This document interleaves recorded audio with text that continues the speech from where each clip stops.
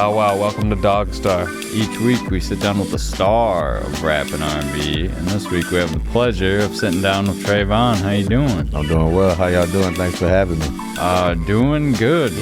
Thank you for coming through. Yeah, glad we finally get a chance to sit down with you, and I say we don't waste any time. Let's dive right into the history, the life story. So were you born in Minnesota? No, I was born in Chicago. Born in Chicago. Chicago, Illinois, South Side. Okay. Hey. Yeah. And then growing up in Chicago, who was exposing you to music before you were old enough to like pick out your own music? Ooh. Well, what I remember is there was music always playing. There was always some type of get-together or party. I do remember that. The stories that the family tell me is that there was this speaker that I had knocked down, and whenever music would come on, I would lay on top of it and Get the vibration. yeah, from and it. I would whatever was coming out of the speaker, I would harmonize with whatever was being played. Whoa. And so when they tell these stories, I thought it was just a lie. You know how like your parent would tell you something and you're like, oh yeah, it's like, and I'm like, Mom, I used to tell my mom, like, Mom, she's exaggerating. I wasn't doing that. But my family was like, yes, you was. Before you could walk, you were on the speaker, ear first, and you were harmonizing. So they said by the time I was 2 or 3, I was actually I was singing out, like full out. It wasn't like baby singing, I was singing. Nice. So there really wasn't, you would think that with my musicality, Yeah. that I would have family members like, okay, you take this note, you take that note, this your note, you know what I mean? Nah, it wasn't like that. It was just music found me. So I remember music all over the house. I remember hearing Marvin Gaye being played, and then at 2, my auntie in Chicago would always tell me, sing this song, and I would sing. And she would have me dancing and singing for everybody in the living room. I do remember that. Nice. So But your yeah. mom and your aunt both had good taste in music, sounds like. They all did. Did you have anybody who like was in the music industry in your family who like recognized like, hey, that's No. we should do something with this, or is it? Nobody, like, there were people along the lines, like, when we moved to Minnesota, that were, because my mom didn't know what to do with my gift. You know, I hid it. So I would wait. My thing was I would wait till everybody leave out the house, and then I would just go at it. Like I would have a broom, and I'm singing. Wow. And I'm putting on shows for this imaginary crowd, because in my head I would hear I could hear the crowd. Yeah. Like chant. I would do that like in my mind, and I would just be singing in front of them. I would go in. I had this thing where I would steal the CDs. I would go no matter whose house it was. So if I was in Chicago, I would go to my auntie's house, go downstairs, and you remember the CD cases? Oh yeah. So I would go down and just go down the line and just grab CDs. And then I would take them back up in the room, lock myself in the room, and play and read the lyrics. That was my thing. Reading the lyrics, reading the credits. When I was about 8 or 9, I would read every credit. I knew who was writing the song, to the point where I used to call like the record labels. Oh, because it's got change my voice up and try to get to. I was trying to get in contact with. I really would. I would change my voice up. I'll never forget. I called Clive Davis. I called Arista Records at like 10 because I found the number. Yeah. And I called. Changed my voice up so I called Arista, and then I changed my voice up and got all the way to his personal secretary. Whoa. And then they patched me into his voicemail. And I would do stuff like that. I did that, to a lot of and I know, like, at the time, I'm over here thinking, even in hindsight, I'm sitting there talking to y'all, and I'm like, at 10, who does that? Like, people are riding their bikes and all that stuff, but I was at home listening to people like Frank Sinatra and the Rat Pack, living in the hood. Like, it just listening to these people. Right. The music truly calling to you. Yeah, like music really like spoke to me. It was just a different language that I felt like I understood. Was it a main like genre you liked when you were younger, or was it? I mean, of course, you know, growing up, you adapt to what you hear, right? Yeah. But that's why TV exposes you to everything. So I was an MTV kid. Nice. So MTV, you had everybody. Yep. So I was listening to the stuff that I was listening to, but then I was exposed to pop, rock, country. So that I was listening to everything. I really can listen to everything as long as it's attractive to my ear. Right. You know, and I can find some meaning in it. I'll listen to it. That doesn't matter what it is. Like, I think some of the best songs are from country artists. Wow. Because those lyrics. Oh, the like triple meaning choruses or whatever. Where They make sense, and you're like, you know. But then you have the big songs from those female singers that you know, like the Mariahs and the Whitneys and all that stuff. But then you have like the grunge, Nirvana.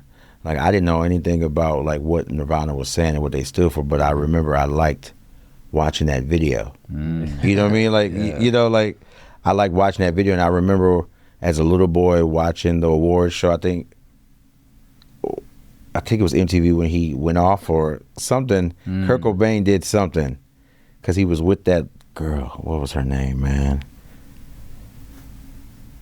Courtney Love. Yeah. Something happened. It was like a thing. No. Like, I remember saying that, but I'm telling you, MTV showed me everything. all the people, you know. But I just love, and then VH1 did too. I used to sit there and watch Behind the Music. Yeah. That was what I really loved. Learn your history. Yeah, I would love watching Behind the Music a lot. Behind the Music taught me a lot about music. Speaking of, was there anyone, or did school or church foster your gift? Well, I went to church, right? So I didn't sing in church, but I went to church. Yeah, I didn't sing in church. You would think, like I said, I didn't sing in church. Everybody wanted me to. That's the thing. Like, they was pulling me to sing in church, but I didn't sing in church. But church was around, and gospel music was definitely, you know, that's where you learn a lot of your stuff from, like listening to, you know, rewind it. Because what I would do is I would rewind it back, hear everything, repeat it back, and just put everything on repeat. So gospel music teaches you how to repeat. It's repetitive, you know, learning different notes and chords and things like that. When I started getting training, right, I used to go to John Robert Powers for a little bit here, which was it was helping with acting and all that stuff, but they showed us how to do technical things. And then I was accepted into the Metropolitan Boys Choir here. Oh. How old were you? I was 9 or 10. Oh my God. Okay. Nice. Yeah, and then the thing is, like, getting into that, like I said, my mom didn't know how to she didn't know how to foster the gift. Right. She, like I said, you know, a lot of people think that it's a lot of people think it's just a hobby. You know, that's just something that he likes to do. He sings, but they don't know, you know, that, because I feel like I was hiding on the inside. And my auntie in Chicago would make me sing in front of her, but it was just her enjoyment. But she would love for me to sing the songs. I was like, okay, cool. You want to listen? Let's do it. Yeah. Then I would get back to Minnesota, and I'll never forget, my mom was yelling at me to clean up. She was telling me to clean up. She literally was going in, you better not. You need to clean this room up. You need to clean this up. When I come back, this better be done. That better be done. And you better not be playing no music, because I would play it loud, right? But she thought that the music was a distraction. So I waited for her to leave, took the broom and just started singing. Because I thought I was alone. I mean, I was going at it. She comes back, didn't I tell you to turn the radio off? And I'm like, that wasn't the radio. That was me. Do it again. Do it again. And I'm like, all right. And I sang. I'll never forget, I used to sing with my hands in my pocket and my eyes squinched closed. Just sing. Gosh. That's how I used to do it. And I sang, and she was just sitting on the bed. Just listen. I didn't hear anything, and I'm like, you good? Yeah. Am I good? Am I in And trouble? she's like, she was just stuck. Yeah, stunned. And so then I would sing at talent shows, and it got to the point where other people's parents was coming to see me sing. Wow. Like their kids was in the talent show, but they were coming to hear me sing, and I'm just like, and like literally I became like this, you know, this kid that was famous, and that also what also played a role is because, like I said, I was a kid that was daring. I just told you I used to call. Yeah. I used to run my mom's bill up, calling long distance, you know, to New York and all this stuff. Yeah. But I used to do stuff like I would write. Like I remember we were learning about the president of the United States, and that was Bill Clinton. We were learning about him. So in the book there was his number. So I decided to call that number on the, you know, in the book, and I decided to write a letter, and so he wrote back, you know, and he was just like, you know, I was inviting him to my school, and I was like, yeah, I think I was the student of the month. And I called him. I mean, I wrote him to try to get Peer to peer. Exactly. You're the president. I'm not thinking, you know what I mean? Like, I remember I'm a kid, but I'm thinking like, oh, it should be cool. Like, who else would he I'm be student chilling of the with? month, you Yeah, know what I mean? right. So like, bro, He'll like, recognize that. you should pull up, you know what I'm saying? Like, you have nothing else to do, bro. you But know? the response, that's huge. Yeah. And so people just, so I would bring the letters to school, and they're like, this is great. And I didn't think that it was a big deal. I really Like didn't. the number was in the book, the address was in the book. I didn't think that it was a big deal because I'm like, it's just a letter. But they had took it around the school, and from then on, that's when my mom was being pushed by the school. Like, you need to put him in something. We know this. We know the leader of the Metropolitan Boys Choir. And like I said, we lived in the hood. Like we were limited. You know what I mean? Like we were limited. We were limited on the ride. I don't even think we had a car. You know, we were just limited on everything, right?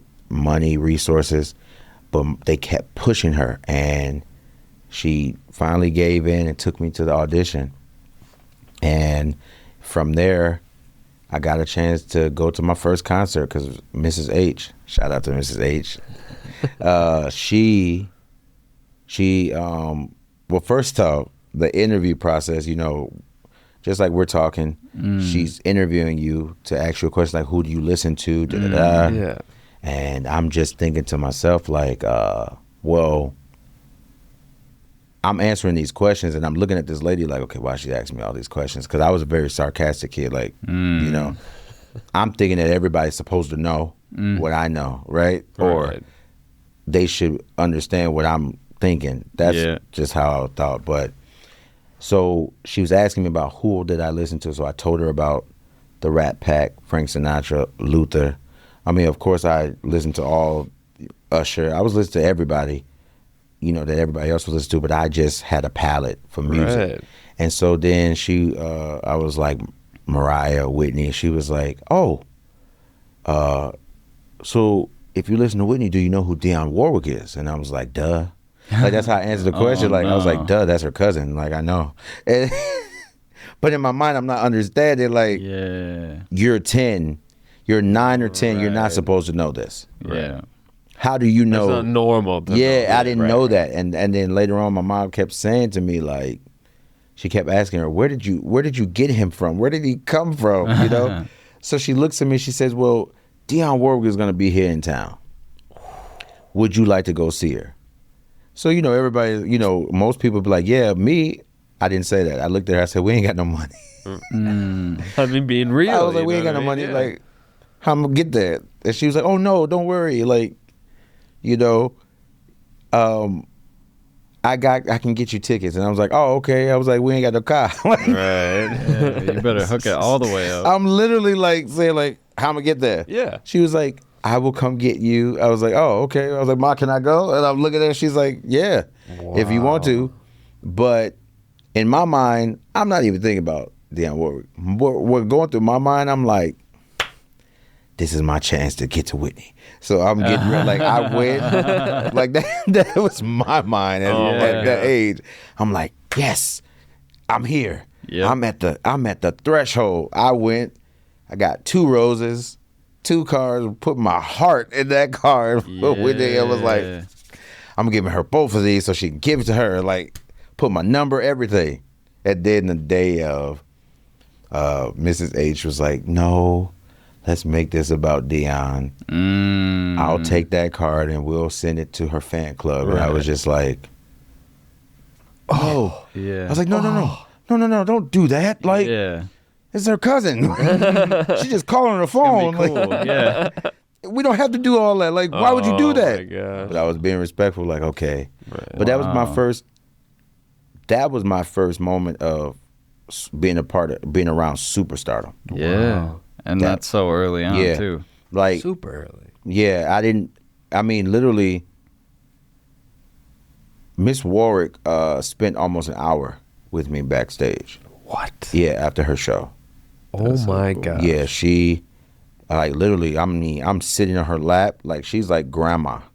Because I remember, I think that was the first, I think I tell people all the time, that was my first moment of differentiating superstar and person. Right. Because when she was on stage, she, you know me, and she was doing all these vocal tricks, she looked so great, right? And I'm sitting there like, oh, okay, this lady is singing. And then backstage, when I meet her, she's short, you know, she has combat boots on with a sweatsuit and her reading glasses, you know? Yeah. And I'm like, you know, and then she taught me some stuff that I still use to this day. Like, whoa. Because remember I told you I got the roles for her.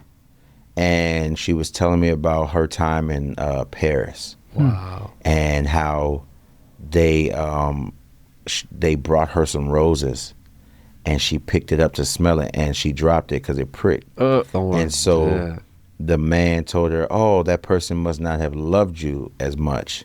Because of the thorn. So she taught me, like, if you want to show someone you love them, you will take the time to take the thorns off. Whoa. And that's to this day. I have done that. And literally that night, when she said that I opened up that rose, took them doors off, you know? Yeah. That's my God. From Miss Warwick to TR3VON, now to DogStar. We are sitting down with TR3VON here on DogStar. Yeah. We're going to take a break in about 30 seconds. Make sure to follow TR3VON on Instagram. IAMTREVONME. I am TR3VON me. TR3VON with the 3 to search the music. You can find his music streaming everywhere. Absolutely everywhere. Follow us at DogStar Podcast. Check out the DogStar store. We will be right back working through TR3VON's discography. And I've got singer, songwriter, actor written down, so we'll have to see what that's all about. A multi-hyphenate here on DogStar. We'll be right back. Bow wow. Bow wow.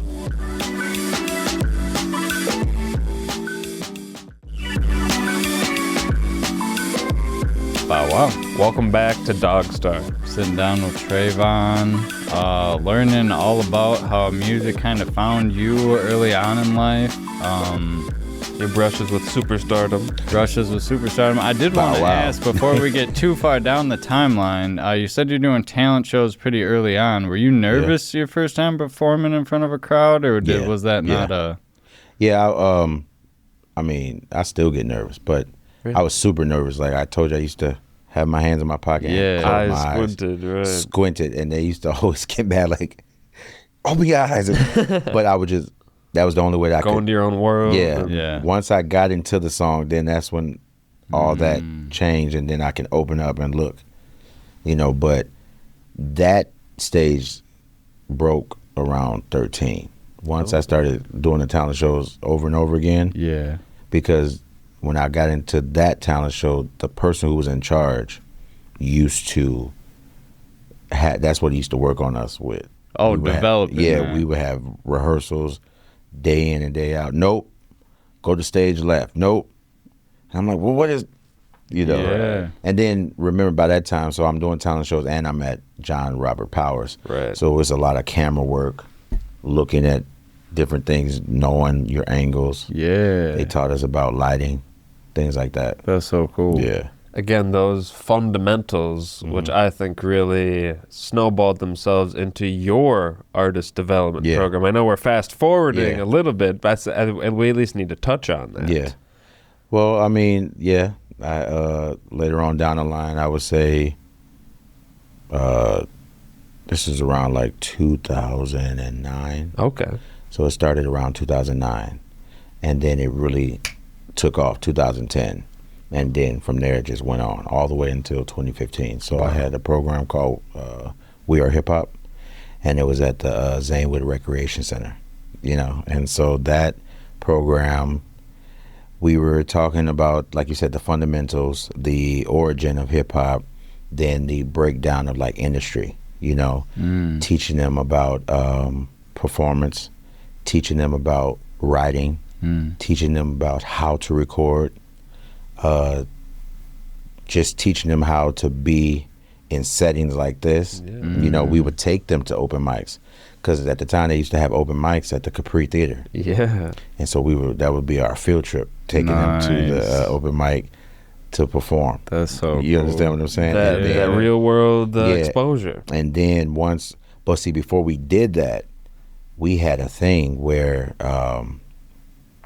I would have a room like this. In our room that we meet, they would pick their song. We would go over their song, but I would do things like I would stand in their face, because I was throw them off. I would, a lot of people would say I was hard, but it's needed. I would yell. I would do what I needed to do to show them, like, not to tear them down, but it was more so to let them know, like, hey, don't get too big, don't get beside yourself, because the moment that you do that, you lose focus, and it throws you off, So a lot of them have gone on to do some real good things, and I think that, I would like to think that, a lot of that training that they got in the beginning helped them along the way, because Totally. like if you think about like the greatest people, they didn't have people going, okay, you're wonderful, you're dope. They had a lot of people going, like no matter how Joe Jackson was, right? He raised about 7 of superstars. You understand what I'm saying? Like, but every person had that person. That flame under them. Yeah. Yeah. And you got to keep that flame lit for them, because if you just go and navigate through life with people just patting you on the back, you're not going to know what it's like to fall.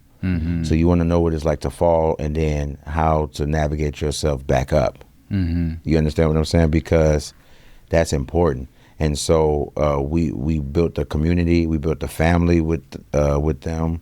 I still keep in touch with them. They still reach out to me. A lot of them still ask me for advice on certain things, but it's just the navigation of, the industry, because it's a dog eat dog world. Man, you can't, if you go into the industry, man, with that timid attitude or not knowing, that's where the sharks come, like, there you go. But you must have gone in pretty not knowing much if your family hadn't done it before. No, but you're right. So going into it, I did a lot of research. See, I was a research person. Right. Yeah. You understand what I'm saying? I watched. Some would say obsessed. Yeah, exactly. No, you're not lying. Like, even though I didn't have a direct person to pull me under their wing and say, this is how it's done, I watched and I read. I mean, I was reading books like All You Need to Know About the Music Industry. Still have the new latest version of that, because it changes. Right. It always adapts. You got to adapt with it. And I was bringing a lot of that knowledge. And then what I would do was things like invite a lot of people that's in the industry to come speak with the kids, be a part of, like, so there was one session where we had Jamesia Bennett come in. And she comes in and gives her expertise. Then we had other people come in that, I think we did a field trip one day that had Carnage involved. And, in that lesson, he was showing them how to do some stuff. It was like, I utilized all that, or I used to do things where when I was getting booked for a show around town, I would always make sure that they get booked. So that way they can see how it's done. And then we would we showed them how to create your show. Because each show that we did was different. You know, there's like, well, why don't we just keep doing this? No, let's switch it up. We're entertainers. You know, you want to keep it fresh. So if we're doing the Tater Days, let's do something completely different for Rondo Days. Yeah. Let's do something different for the Crystal Frolics. Let's do something different for Camo J's Flow. So you can get the experience in. And that's how they learned how to do different things. It got to the point where we incorporated live aspects. So we had people, you know, like I said, there are people, they're grown now, you know what I'm saying? But the little homies right now, I got a little homie that's like my brother. He was with us and he was playing the piano, and now he's on tour working with people like Dej Loaf and Jacquees, and he's recently on, currently he's on the tour, Keisha Cole tour. Holy moly. You know what I mean? So it's like, you know, just the thing, like, they doing their thing, man, for real. No, it's very admirable that always you've appreciated the scene and given back. Well, yeah, and I really don't do it in the sense for that. Right. You know, it's just one of those things that it needs to be done. Like, it's very important to me because they've taken that out of schools, like the arts. Unless you're going to an artist development type school that's specifically for that, the arts have been taken out of schools. So I'm just happy that I was able to be a part of something like that, because that is an act of service. We must be an act of service. As artists, we have to be an act of service. Like, I know, you know, we get caught up with the glitz, the glamour, fame, money, ego, all that stuff. Like, but push that aside. When you are an artist, you are a servant. You're a servant to the people. You're a servant for those around you, because unless you're making music for yourself, you know, and that was just part of my acts of service. That's how I look at it. You know, it wasn't about recognition. It was really about seeing a need and pulling it out of them, you know, so. That's huge. And I'm wondering, I mean, I'm thinking back to your Joe Jackson comparison. I'm sure you weren't that mean to these kids. I wasn't. No, I wasn't beating them, bro. But how along your journey, because you obviously had help along the way from people recognize your talent, people like pushing even when maybe it would have been easy for them to like not push for it anymore. Did you feel like added pressure, or did you feel like, oh, this must just be the path, this is just like destiny, like I'm just following my feet here and all this good things happening? Or how did that like affect how you felt about the music industry? Well, at first it becomes exciting until that pressure comes.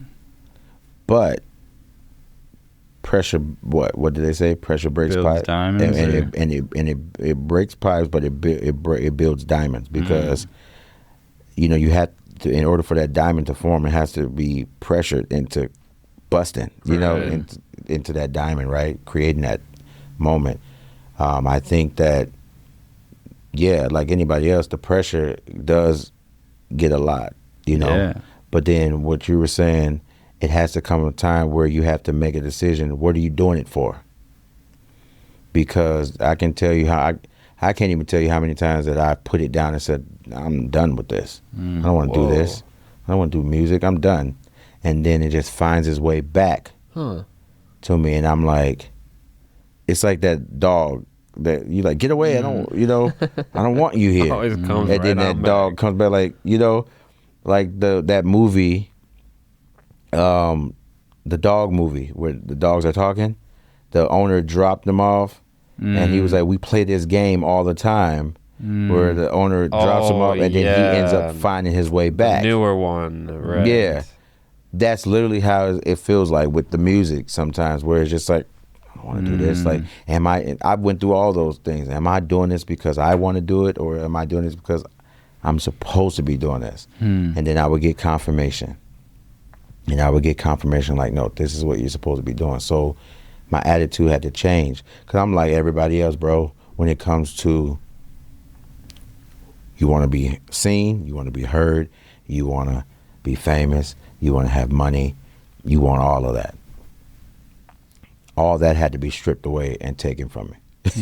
I had to change the trajectory, and I had to understand, like, okay, you know, with my faith, you know, the Lord is saying, this is what I have for you, but you keep wanting to put, you want to put it in your perspective. You want it your way. No, it's not going to happen that way. I mean, I've had opportunities where I've been a part of American Idol, singing in front of the judges. Whoa. I don't believe that the Lord I serve will put me in the room and say, you're not good enough, you know? But I have to think about those moments. At that time, I was hurt and I was pissed off that I didn't go further, right? Yeah.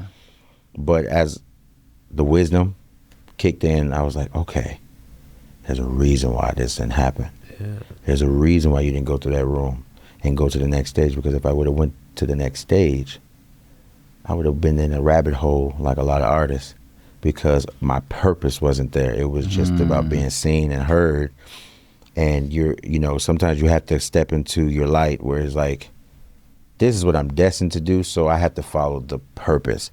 Now everything that I'm doing is purpose-led, like you said, it's purpose-driven. So I'm not even thinking about the other stuff, you know. Yeah. It's literally like there are people that are attached to me that I don't know yet that needs to hear the music. There are people that are going to be healed and, you know, set free or whatever because of the music that I put into the world. So I need to be heard for those reasons, not to be famous or have an ego. Yeah. It's bigger than that. I love that. Switching topics just a little bit, what do you consider your first song? Is it one that fans can listen to, or is it one that you've since pulled from online? My first song, that was well, I pulled that song because it was terrible. Because we know The you... earliest I could find, and maybe I wouldn't be considered your first song, it was Brandon Trayvon's Creative Voicemail on YouTube. Oh, no. That's pretty good. Fans can find that current as the day we record this. It is on YouTube. It might be pulled. But that's funny. I forgot about that. That was my voicemail for the longest. Wow. And people would call me all hours of the night just to listen to that. Like literally, people who like bill collectors would call and say, "Hey, I'm sorry, I just need to hear that again." Wanted to show my supervisor. Yeah. Oh, that's funny. But that's by no means, a song. No, so a song. I mean, I've written a lot of them. I started writing at 13. Okay. I would write poems and then turn them into songs. But the very first song that I ever recorded was a song called Stressful. Okay. I don't think you'll be able to find it. If you find that, if you guys find that, let me know.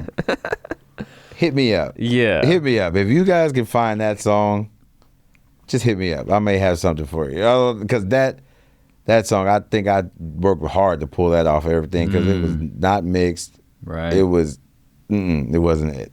But I would assume about the stresses perhaps you were witnessing or experiencing at the time. Yeah, that's exactly what it was. It was, it was really like the stresses of trying to make a song. Yeah, it was just stress all over. Like, man. You know, I was speaking about like the struggle, stuff that I was seeing, and that I remember that song. Yeah, it's called Stressful. And the first song I think I found, first song was Swerve. Oh yeah, many years after Stressful. That was the song that I first started getting notarized with. Swerve. Really? That song was going everywhere, but I didn't know anything about, you know, promoting and all that stuff. I just threw it out there, but it went a lot. Yeah, I mean, it's got thousands and thousands of plays. It was really one of those songs, and I was like, oh. You know, because that was I call that the Chris Brown era. You know what I mean? Because as Brandon T. Yeah, Brandon TR3VON. Yeah, when I was going by that. Yeah. But that had that Chris Brown-esque definitely in Swerve. Yeah, I remember that. Yeah, everybody liked that. It was a dance for it. Oh, like cause the kids from We Are Hip Hop, they created a dance for it. We was getting ready to do a video and everything, but I was like, nope. for any future We Are Hip Hop events, Yes. perhaps a re-choreographing of the dance. I know, right? We got to do that. That would be something. You guys have put an idea in my head, so I may do that. And we're talking 2015 right now. Next song I have on my list is "Sweet Love." Okay, "Sweet Love." With that was Deborah good. Chantel or Deborah Chantel. Yeah. So, "Sweet Love," I love that song. Oof. That's a really great song, and that song was being played on Camo J at the time because I had won the Rush It or Flush It. Remember when they used to do that? Whoa! So after that, it had been it was a recurring song in the rotation. And how old are you at this time, 2015?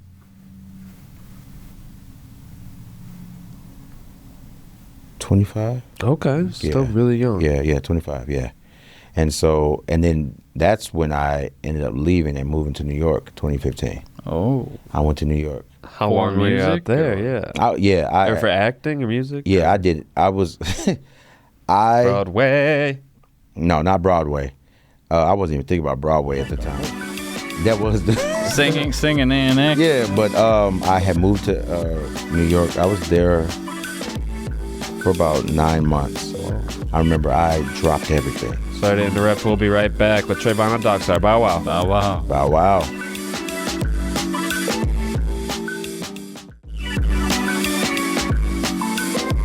Bow wow.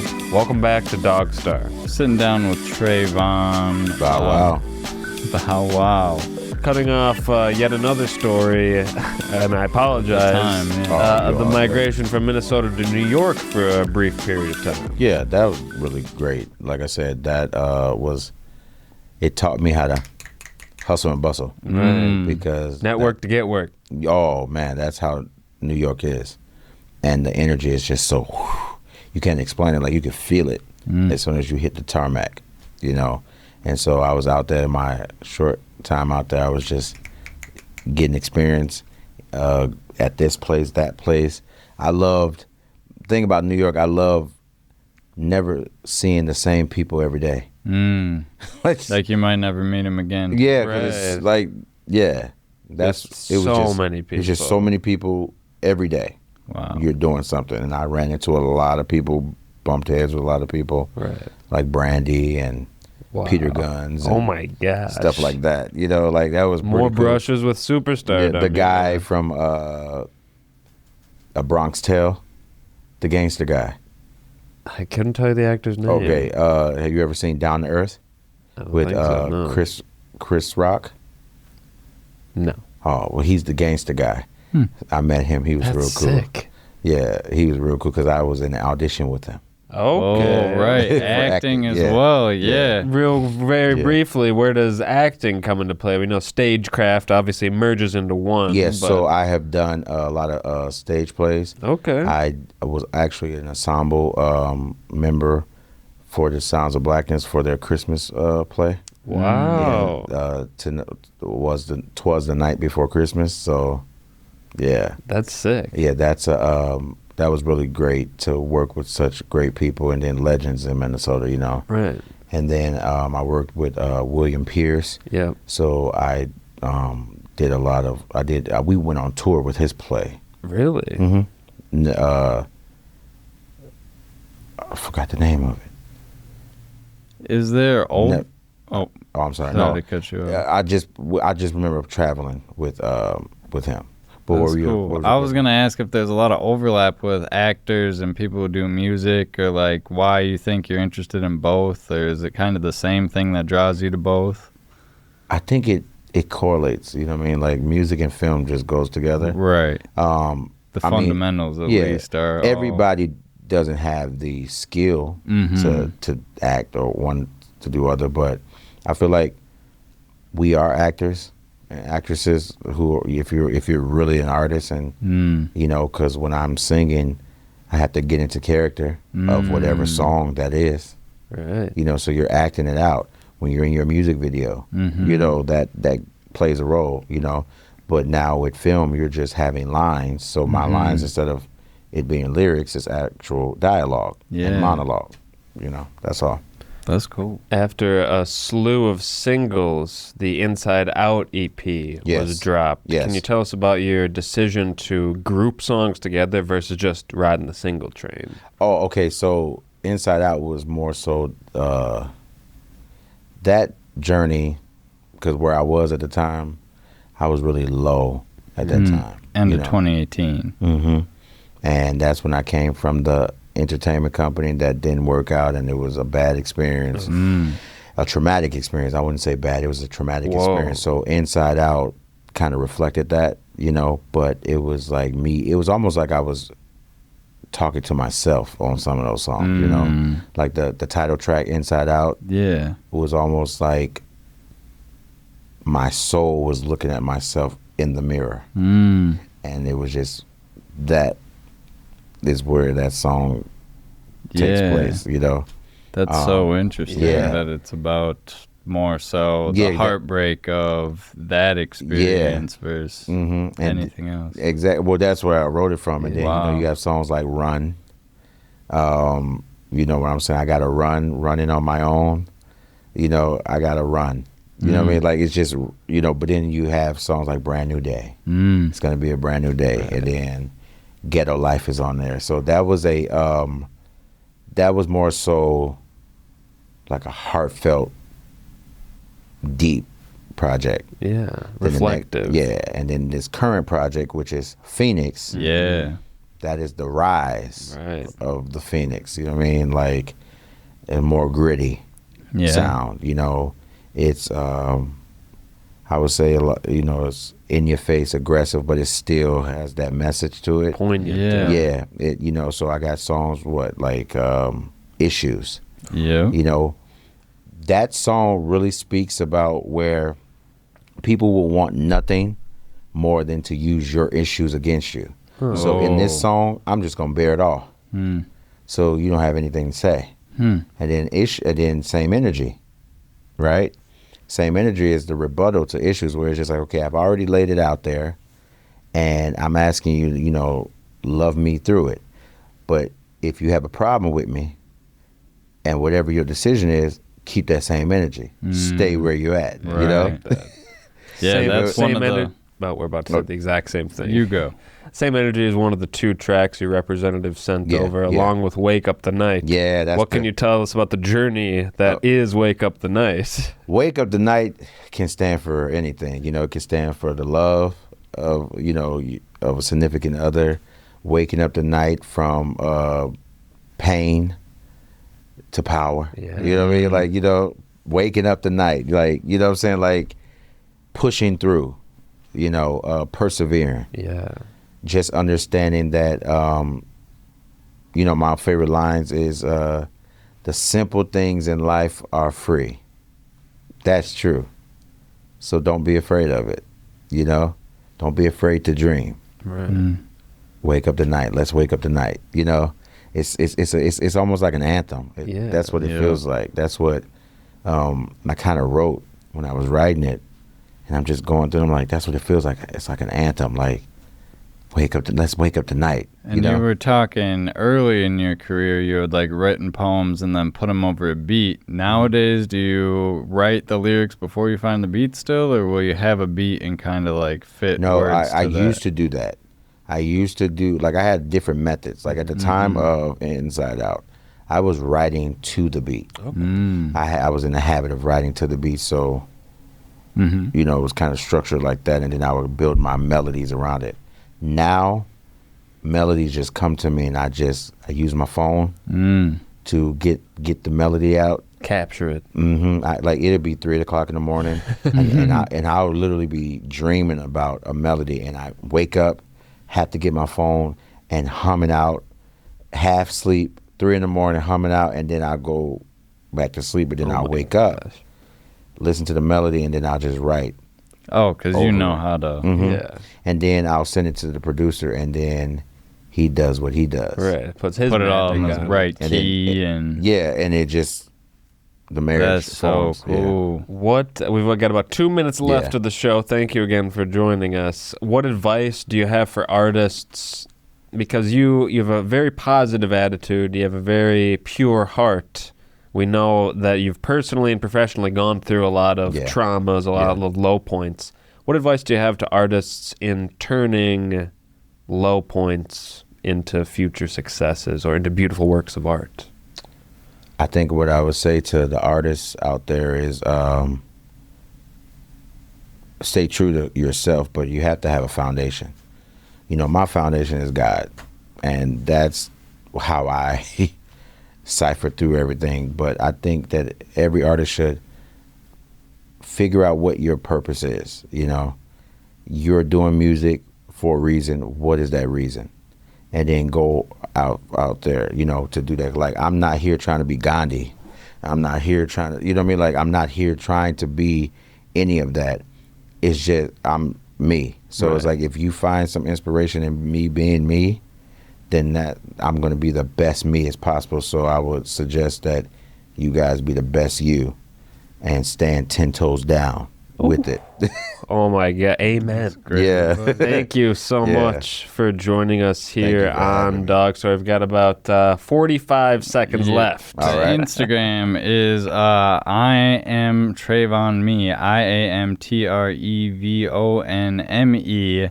To find the music, TR3VON, TR3VON. Streaming everywhere. Check out the Phoenix EP. Definitely. And 30 seconds, anything that you can tease on the horizon. All right. Don't give away too much. Oh, I'm not. But, you know, like I said, Phoenix is available right now. Wake Up Tonight is the leading single from that EP. I do have a music video that's coming soon. Yes. And I am working on some great projects right now. I am currently in the studio working on a new project. It's going to be a rebrand. Okay. Well, we'll have to have you back in here to talk about all that. This has been TR3VON on DogStar. Bow wow. Bow wow.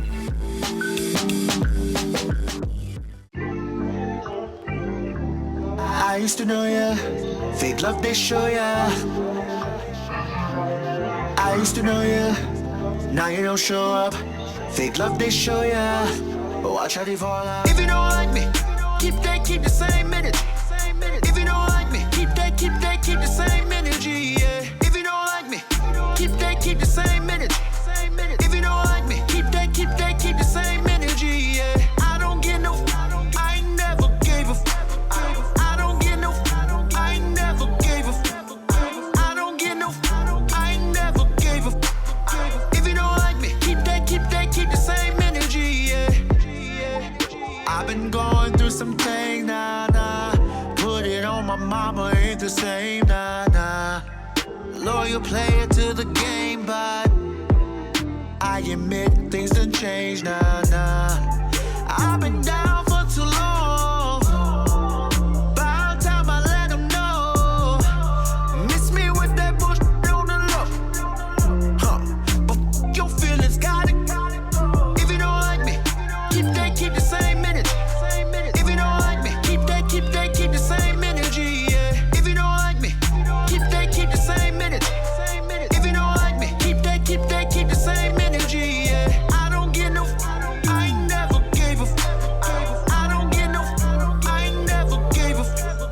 I don't get no, I never gave a. If you don't like me, keep the same energy. Yeah. I used to know ya, now you don't show up. Fake love they show ya, but watch how they fall out.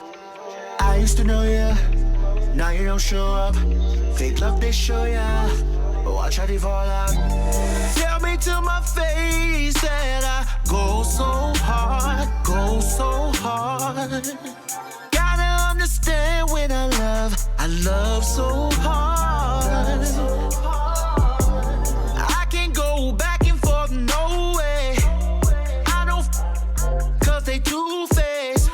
I leave you so stuck and then I walk away.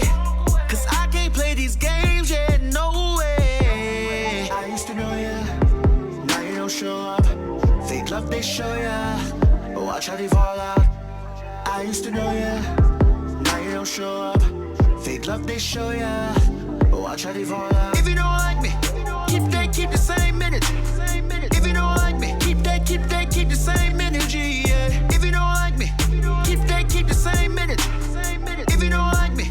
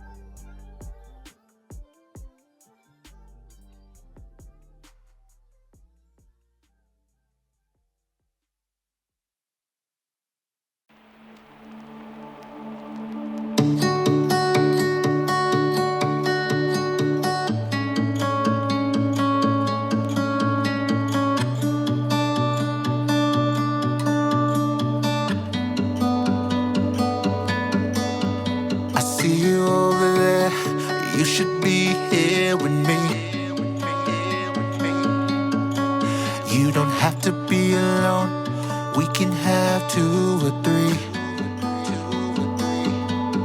Let's lose our control and paint the town, you and me. 'Cause I feel one night with me could put you at ease. We'll wake up the night where the moon is bright. This will be your night. We'll wake up the night. You will stand and fill the night with light. We'll wake up the night. We'll wake up the night. We'll wake up the night. We'll wake up the night. We'll wake up the night. A night around town. You should come home with me. After the night winds down, in my arms you should be. 'Cause I don't wanna wake up. Could this be a dream? Now that I have you to myself, a perfect night for you and me. We'll wake up the night where the moon is bright. This will be your night. We'll wake up the night. You will stand and fill the night with light. We'll wake up the night. We'll wake up the night. We'll wake up the night. We'll wake up the night. It's you and me. The simple things in life are free. Don't be afraid to dream. 1 + 1 equally. Can't you see we're meant to be? I gotta take time to find a way to change your mind. So let it out tonight. We'll wake up the night where the moon is bright. This will be your night. This will be your night. You will stand and fill the night with light. We'll wake up the night. We'll wake up the night. We'll wake up the night. We'll wake up the night. We'll wake up the night. And me. The simple things in life are free. Don't be afraid.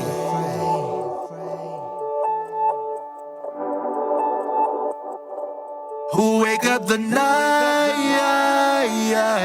Who wake up the night? Who wake up the night? Who wake up the night? Who wake up the night?